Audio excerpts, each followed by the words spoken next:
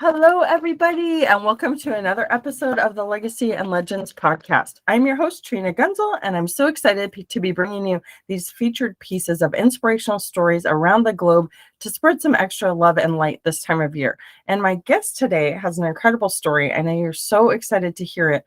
As part of this journey, I'm interviewing people who have overcome a challenge and now have a story that they want to share with others to have some inspiration, like I said, to spread this message of joy and uplifting this time of year. And I really want you to see how anything is possible. As I've been working with my consulting clients over the last 25 years, time and time again, we see there's these patterns of a challenge, something happens, and then you figure it out, and boom, that usually accelerates your success. So I'm so excited to bring you my guest today, Cheryl Poe. Good morning, Cheryl. How are you? Good morning. Thank you for having me here. I'm so excited to share my story with your audience. You're welcome. And will you let us know where you're checking in from today? We literally have a global podcast here, so people love to hear what areas of the country people are in or world. Yes, I am located in Virginia Beach, Virginia. That is Nice. where I am today. It is a warm but rainy day here.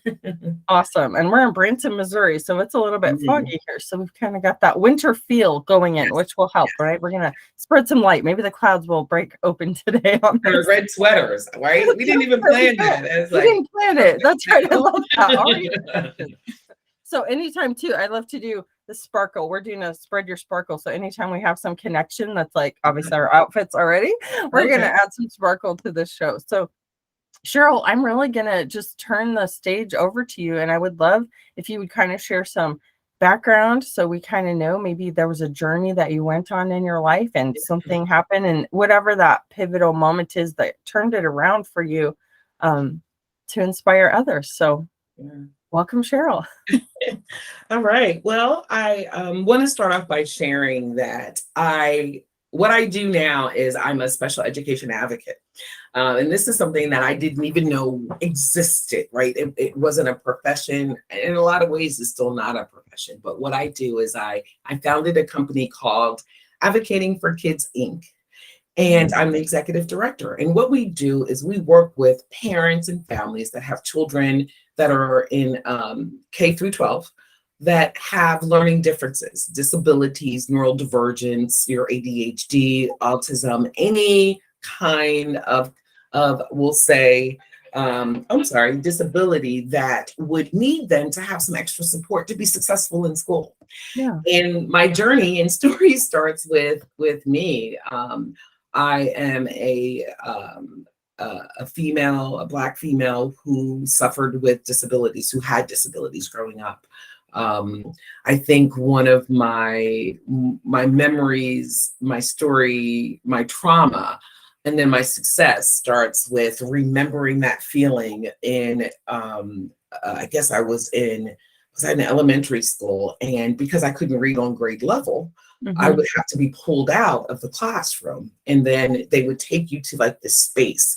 And I remember it was in the library, the school library, where people would use to go through, so like everybody could see you, and they would try and block it off so that other students couldn't tell that you were getting that help. And I will never forget the feeling of my peers pointing at me saying, "Oh, look, she's with the dumb kids. Oh, look." You know, I remember that sense of just, wow, you know, it was like, oh, that's me. I'm being labeled as this dumb person because I couldn't read one grade level with everyone else. But in my mind, I was smart. I mean, if someone read it to me, I understood it, I comprehended it, I could manipulate the information once received. But that trauma, right, that it stuck with me, right? And then I kind of like went through life learning that, okay, I have this deficit, and then learning to compensate. And I did get really good sped ed services. I have to say that because my family also, you know, took me to tutoring and provided some additional supports, but you're still that deficit. And I can think of 4 or 5 different events, like trauma pockets, I call them. Yeah. Of where I experienced that embarrassment of not being able to academically perform in one particular area equal to the expectation.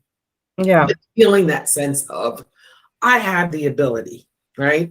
So that's my story. It's the disability story, and then getting through, and for whatever reason, something in high school, like my junior year, clicked. I don't know what it is. I remember things becoming easier. I remember being able to use the strategies that I had learned through special ed to understand, or even like if I didn't recognize the word, but if I could understand enough of its contents, like if it was that I was probably this, and then I started to flourish. I remember, I never thought my parents, it was embedded in us that we go to college. It was not an option. I'm the only child. So all of my older cousins, we were that Black generation of you're going to college. Your parents did what they had to do. Because I was born in oh God, I'm not going to say it out loud. National audience. Let's just say I'm in my 50s. Okay. So that whole dynamic of a middle class Black wealth, what that represented, how you are raised with that assimilation, right? To assimilate now, right? And then being that individual out of the group that couldn't read, and that pressure. So you got that. Okay, your parents have money, you have a house, you have all these things. You should be able to perform, and you should be the Black elite. And I never felt that. I never raised. I never made that bar. So I was loved, right? And I was, I'm a bright person. It just that it was the reading and then other things, behaviors, which I'm sure were associated to all the trauma I was carrying in my life. Then I realized, things changed. I was doing better. I was always an athlete, Loved soccer, loved playing it, played basketball, cheerleaded in high school, did all that stuff, did some of the bad stuff. Wait, what's our connection? We're getting lots of links there. Well, between the band and sports, mine was softball and volleyball and basketball. All this, but you were loved too. I hear this, and I'm loving your story. Yeah. So then I went to college. I went to Virginia Wesleyan College, which was a Christian small school. I didn't go there because it was a Christian school. I went there because it was a small school and soccer. They wanted me to play soccer on their women's soccer team. Cool. So came down here. It was a culture shock. It was such a culture shock. Even the accents. I remember, I will never forget. There was this one professor, and she didn't like me much. But I have to give her credit because I think she helped solidify that, in addition to my learning disabilities with reading and writing and spelling, that I also had ADHD on top of it. That was never diagnosed or never treated as I remember growing up.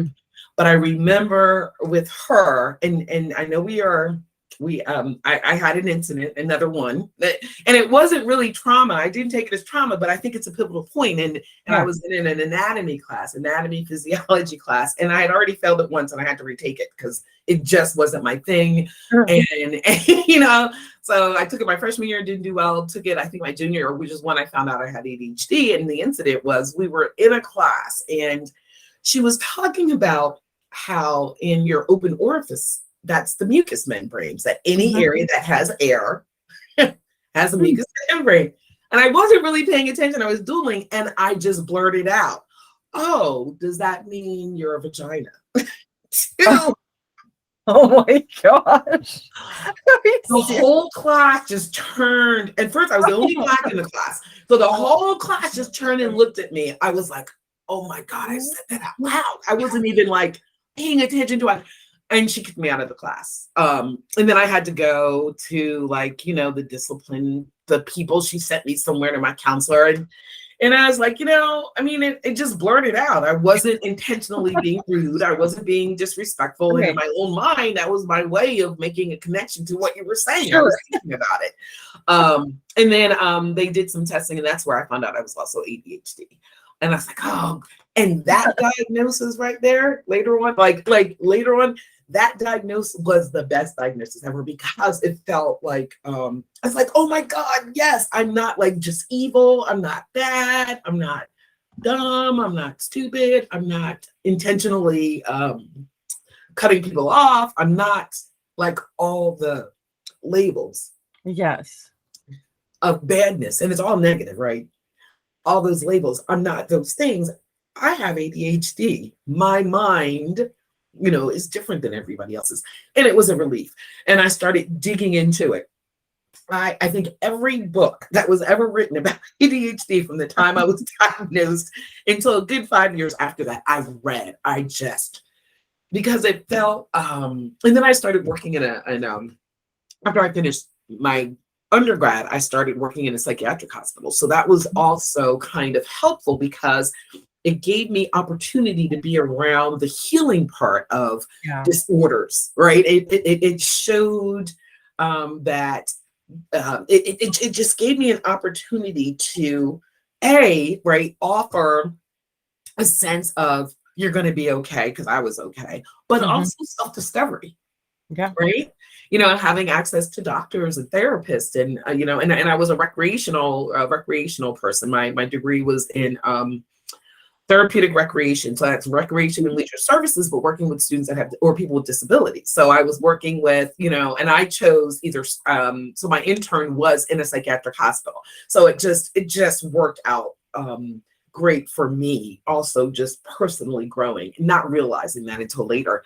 Yeah. And then fast forward, I got married, I did well, I went to grad school, my husband got married, had kids, and then the whole disability thing started again because my oldest had he needed some early intervention supports. Mm-hmm. He had some tactile defensiveness, so like textures. Yeah. And being able to pick up things were very difficult for him. So, at 3, he was like in a high chair at OT, occupational therapy, at like a child's hospital. And they're just, working with them. And he had some speech delays, but I wasn't worried about it because I knew I'd been in the work. I knew that, this is what you do. If anybody out here is listening, if your child is struggling with those areas, don't be scared to get the interventions early because the earlier you get the interventions, the better off your child will be in the long run. Some of it's just developmental. So I thought, okay, great, got that fixed. Everything's going to be wonderful. Fast forward again, I in deciding this is where I've made my career. I want to be a therapist. I really wanted to be a therapist. I wanted to work with adolescents and young people. I wanted to work with those that kind of had similar experiences as I had. That's what I was doing. I was in post-grad school, was doing you have to get a certain amount of hours of supervision, before you can sit and take the test. But in that process, in those last 2 years of trying to get all that done, my son's disability became more apparent and the school started wanting me to put him on medication because they were saying he's too hyper and things like that. And I'm like, wait, that's not my son at all. No, we're not going to do medications. We're not going to do this. He may have some speech delays and we can work on that. But at that time, I didn't even recognize that was like a form of autism. Like I was kind of in the field, but then I realized that, he ended up, being a child on the spectrum to some degree. My another trauma turning point was, he was in school, he was getting those services. I was doing my best to help. One of my supervisors for my LPC to become a license was actually a director of guidance counselor in another school district. So she was just giving me tons of information. So I thought I was prepared to go in there and advocate for my child. And I wasn't. I had no idea. So I was told that, with my speech pathologist that was working with my son, and I wanted to get more hours and an update. And she basically just told me that she wasn't sure and she was thinking about stopping his services because she thought I was talking Black English to him at home. And because I was talking Black English to him at home, that was this issue. It had nothing to do with the neurological aspects of the student with spectrum. And that really was painful. And I remember to this day, and I know this is a friendly family show, but kids, it took everything for me not to want to just jump across the table and be that impulsive, reactive person that I know I can be. Because it was, I mean, the trauma of that, right? The racism, the idea that my color of my skin is the cause of a neurological disorder is just disgusting. And then when I asked her, I was like, what do you mean by that? I don't know what that is. I really was shocked. I was like, what is that? Because I'm like, I came from an area where we all talk like this. I mean, if I used other language, I would get smacked in the mouth if I used too much slang. Coding wasn't really something that I learned growing up. So her response was, well, that's when she says that's when Black people are around and they don't think white people are around, like at a water cooler or outside smoking a cigarette break. That's how they talk. And I'm sitting here, it's just her one-on-one, and I'm thinking, this is ridiculous. I didn't know what to do. And so I finally said, you cannot use that term with me. No, I find it offensive. Yeah. You can't use it. I disagree with it. That's not why my child needs speech. Wow. And her response back was, well, we're allowed to use it anyway. So the trauma went from, I can't believe you said such a racist comment. Then you describe it more. Then when I say to you, that hurts me, don't say that again, you dismiss that. And you continue to say, I'm allowed to say this because it's something that the district allows. And that's when advocating for kids. I believe it. I'm like, a part of my story you don't know is like, my whole background is English as a second language, and I was a bilingual major, and I taught pre-K through 12th grade, and specifically was the English language learner district coordinator. So my whole background and master's is in education and leadership. And so my heart for families of all languages and representing them and going to bat for them at all their meetings and years of special education training and all this, I'm blown away, because that is the kind of thing that, I mean, number one is a parent not having your back or listening to you or supporting you. And just because of how we know people learn and acquire language, that is ridiculous. Like, that has nothing to do with it. I'm sorry that happened to you. That's yeah. Wow. And she sounds like a pathologist too. That's why I'm just like, are you joking me? And I can see why that probably fueled the passion and ignited for the rest of your story, right? Yes. And that was it. That was it. And yes, I was angry, but no, I wasn't an angry Black woman. I was an angry mother. Yes. Hello. Yes. Yeah. And from there, of course I was angry. And I remember my last statement to her was, so does that mean and think about it. You can see me, I'm a dark-skinned Black woman, and my kids are light-skinned, and this lady's doing therapy. And I said to her, and of course, it's the mom that's always at the meeting. Sure. I said, so does that mean my husband doesn't understand me either because he's white? And she just kind of looked at me, So I'm like, this is a mixed race kid. You can tell. Look at me. Look at him. I mean, it's so that's a whole nother piece of it. So with that, I got mad. I was hurt. I was mad. I reached out to the local NAACP, and they were absolutely no help. The Virginia Beach NAACP at that time did absolutely nothing. I mean, I think an ex-member of the NAACP who I wanted to help me was actually on the board at that time. And wow. I could not, I don't even remember. It was just like so much energy and so many people that I called and so many things that I did to be heard about how harmful that was. Finally, I think they got tired of me because I was going to school board meetings, and I was able to, for my kid, I pulled him out and we put him in a Montessori school. But for the speech therapy services, because he still needed, that lady was not allowed near any of my children. She was not allowed near him. And I had them identify a speech pathologist that was representative of our family and could be respectful of who we were. So from that point on, after I kind of got that, and I had to continue because then I had another kid that came up and he was ADHD. So I was where they were going to try and suspend him because God knows he was busy, but we were able to work that out. So my experience came from, the interesting piece, I mean, there's just so much behind it. It's that, you know, initial trauma, because you kind of forget what I had when my kids were going through this. Until that event, I was like, I kind of forgot I had a disability growing up. Like you kind of, you know, it's like, oh yeah, shoot, I did that. And that it brought all that trauma back. And then it's, so you have the fear of, I caused this to my children. I made their life be this much harder. And then her adding that just made it worse. So I went to therapy. I had to, you know, I went to some therapy, a lot of therapy to kind of unpack all that, not take it on, heal from it, use it in a way to be productive and help others.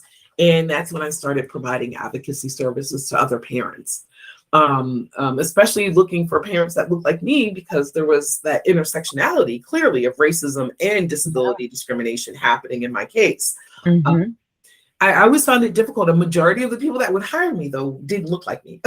White people use me more than Black people. So I didn't care. As long as I was in there helping somebody, I also felt like my community needs this, because this part of the advocacy is happening in addition to just getting services that are well documented that your child needs. So since then, I've opened my company. I was a board member for one of the largest civil rights advocacy groups, COPA. You know, just making sure that there were resources there, making sure that they looked at the needs of everyone. I've been an instructor and did presentations for the William and Mary Law School Special Education Advocacy Institute, where we just train people across the country, right, on how to better advocate or, you know, get refreshers. I do state complaints. I filed the first systemic state complaint since new case law in Virginia against one of the largest school districts in the area, and was very successful in getting changes, you know, in place. File OCR complaints. I'm working with the Justice Department right now on some cases against Chesapeake Public Schools for disability discrimination, harassment, and racial discrimination. I coordinate and collaborate with other professionals across the country in this work. I work with Maria Black and Autism. Maria Pierre Davidson, Autism in Black. I do presentations for her conferences. I'm working now with Keith Howard. He's a SPED ed attorney that just recently became licensed in Virginia. We want to do some trainings. I am a believer, and what I really want to do is make sure that the information that parents have, the information, access to information, so that their children, so that they can advocate for their children, right? I mean, there's some information is so basic that I know that they can, that when parents have access to that, they are better equipped to go to those meetings and say, no, my child has a right to this. No, I would like an evaluation for assistive technology. No, I disagree with that evaluation. I want to go into the community and get another evaluation. And just things like that help our kids live up to their potential. And in some of the stories with some of the clients I have, I was like, oh, I so get it. It's like, I can connect with the thinking. But I'm older, so I know, like, okay, yes, that is a thought that makes sense, but you forgot to take it a step further for the consequence. Right? Because I'm neurodivergent, so I'm like, oh yeah, I get why that makes sense to them. But I also get why it's not right. So that's always fun too. I sometimes I connect with the kids more so than the parents, because I'm so that neural, that different way that our executive functioning thinking makes sense to us. So that's my story. So that's I'm just sitting here having to take it all in, because there's quite a few people I'm going to connect you with that are doing like special education consulting, and their children have medical issues, but to link arms with you because you know specific channels that could help them, and maybe even, as part of your company.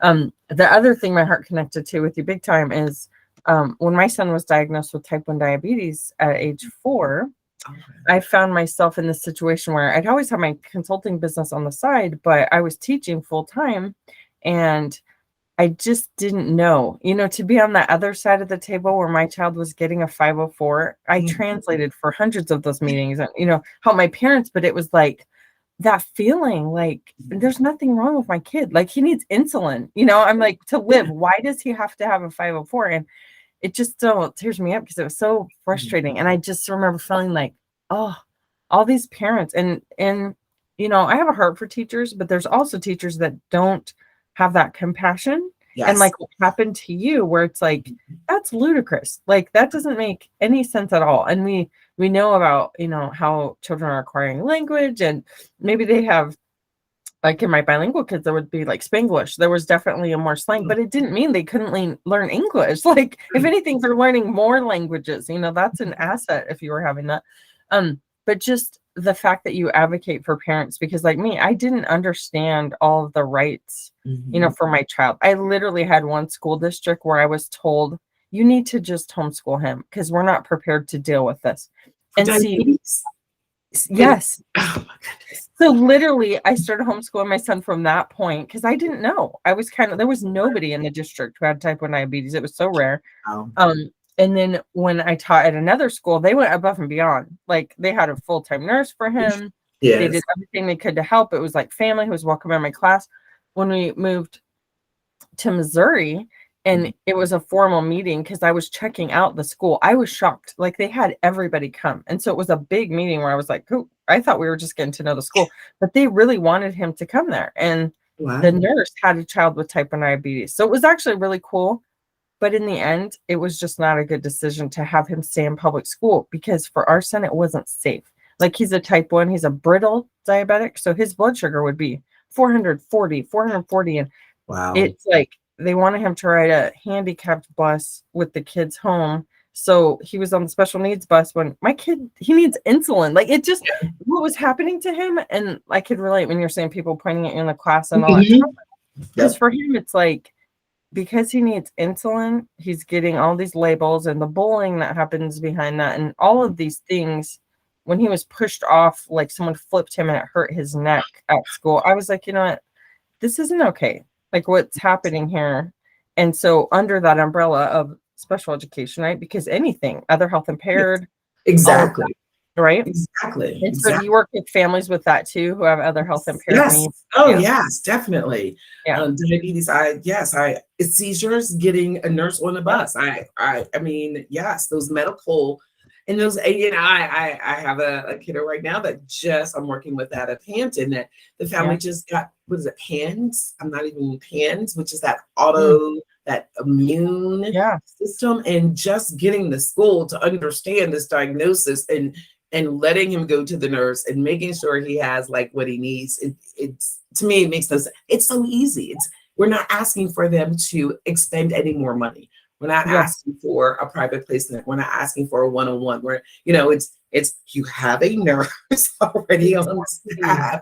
Just make sure he has the ability to get there as needed. That's right. And those little things, it's like and I found one of the harder things was like with subs, because even though we would have a sheet, like if my son gets low blood sugar, he needs a juice now. It's not an option. Like if he's 40 or he's, and there was like a sub who wouldn't let him get his snack or, wouldn't let him check his blood sugar. And it was just like, wow, this isn't safe. We got to a point, even if I trained everybody and had low blood sugar supplies, because what if there's a lockdown? All the things they don't think about. What if there's a lockdown in school and your kid is in PE and there's no low blood sugar? Like I had to make kits for everywhere, but I was it was so much. I'm like, this isn't for us. We made it. Wasn't worth it. I would keep training people, but I respect what you're doing because it's such a big need. And not everybody chooses to homeschool. Like for us, we did a life pivot, when it was like, we're going to fully work from home. We're going to fully make sure we can homeschool and make sure he can be safe. Not every parent has that option. Ability. You're right. And the ones that don't, then they can hire me. And then the ones that can't hire me, then I also think there needs to be more systems, in place. Because I have to make a living too, right? So I do charge a fee for my services. Yeah. But I do my best to make sure I always am doing some pro bono work for, our families that just don't have access to anything. And they're the most vulnerable kids, right? Yeah. Yeah. So yeah, wow. That is a connection because It's a it's a hard yeah. connection. That's why we both wore red. That's why we both read. And it's funny too, because just it's interesting how those kinds of things were still happening. When Yeah. you say that, like for me, I'm 46 and I'm Italian. My whole background, I'm Sicilian Italian. And so my little cowboy town, I was the brown kid in school. And it Yeah. was really interesting where that, people would say things based on that. And I'm like, I speak English. Like Missouri I and stuff. born in So. Michigan, right? It's just one of these things where but I think that experience that happened to me and just people, just talking to me the way they did or bullying me because my skin or hair, it made me have such a compassionate heart for other languages, all skin tones. Like I just wanted to help people and wanted them to know they're loved, and to keep that language connection at home was so important to me because I found like I tutored a Vietnamese speaking student to teach her English, and she wasn't communicating with her dad anymore. Like she learned English at school, but see where he was, he had a very prestigious job from his other country, but in the States, because she wasn't communicating with him and he couldn't access English, it broke down the family relationship. Like she wasn't respecting her dad anymore, not relaying messages from school. And I was like, wow, language, we have to continue this relationship and family and make sure families, are the legacy. Like if we can keep those relationships, right? Yep, and giving the families the tools to support as we build up our kids. Yeah, that's an interesting. I never thought about that aspect, that when you're doing English as a second language, that if the child is learning English and the parents don't have resources to keep up, wow, that could be very traumatizing to a family because it is, because it shifts the power. Yeah. It completely shifts it. When you have the child now translating at the meeting, do you think they're really going to tell the parent everything if they're getting in trouble? Can you imagine, like, your child is not showing up to school anymore and they're like, I'm getting straight A's and I'm the best student in the class, right? Yes, that's what I would do at least. There's some kids out there that would do the right thing, but you're right. Yeah, and you're also putting the child in that position. I mean, that's pretty interesting. I never made that connection, and that's something because I do get families that English is a second language. I don't speak Spanish. Is usually the language that needs that translation here, and I don't speak Spanish, but I still work with the families. I try and I tell them, if you have a family member that can help, like whatever, and I make sure when I go to the meetings with the schools that we have an interpreter. That is something that if anybody that's listening, if you do not speak English fluently, or that you feel that there are words that they're using at IEP meetings that you don't understand because of that language barrier, you have a legal right to have an interpreter there. See, even to say that, like, I didn't even know that's an option. I mean, I'm bilingual in Spanish, and working at the school, like fluent in Spanish, I would get pulled in to translate, all the time, just other duties as assigned, right? Because the parent had a right and they ran out, found you, right? But parents have a right to ask beforehand. I'd like to have I need a translator, because they need to be able to communicate, not their child communicating. That's a big deal. See, if every parent would just had that data, just that new information, right? And we did it. We did it here. We did it here, right? So we're gonna put this up. That's right. That's a late. We're spreading, and I love your story. I'm really proud of you for just the journey you've taken and how you're helping families. And I know there's going to be families that listen to this and reach out to you. And I'm personally, my mind is like connecting who I can link you to, because as educators, right, as leaders, as we're trying to help more people, it's not about pitting people against someone else, but it is when you know you're right. And like for me, I never would have taken my kid out of school with the first one. I could have asked, no, he has a right to be here. Like as a 504 plan, I didn't even know that was a thing, you know? And so just, I hope this shed some light, for some people listening today on these needs, not only for kids, but for the parents as well. Right. So they can have these resources. And I love that you have been an advocate for change. Like you've literally been in the trenches. Like high five, girl, because that's yes, because it's not hard. It's not easy in the trenches, as you know. Oh no, that's the thing, because not everybody is always going to appreciate what you're doing, but there will be other people who are your super fans because they're like, I didn't even know I needed your help, or that life could be so much better for my kid. Yeah. Way to go, Cheryl. I'm Thank so you. happy to meet you. And if people want to get in touch with you, Cheryl, Yes. where can they reach out to you? Yes. I have a website. It is www.adv, no, is advkids, KIDS, Inc.org. And Facebook is a really good way to find me. And then that links you also to my phone number, my email address, my website. I have I have videos of people that I've interviewed. Again, trying to share, give, and offer free information about special education services and advocacy needs. So they can see a lot of free videos and learn just from those. And then, of course, they can reach out to me, call me, schedule a coaching session, whatever. And I'll connect with them, work with them. If they're from a state maybe where I don't do services, I do know, advocates from across the country, so I could refer them to someone. So yeah, check out Advocating for Kids on Facebook. That'll be the easiest way to link me, to find me in all my other social media outlets. That is perfect. Oh my gosh. Thank you, Cheryl, so much. It has been an absolute pleasure. And for me too. I'm going to wrap up this episode by just encouraging everybody, if you want to be a part of this movement where we're shedding light on different topics and really helping lift up people, you can do hashtag share your sparkle. We're just doing a little message to help people and encourage. So thank you for being part of the Legacy and Legends podcast. And everybody, leave your comments down below. There will be the resources here so you can get in touch with Cheryl directly. Follow her links, find her on Facebook. And thank you so much for being a guest today, Cheryl. Thank you. Bye. Bye.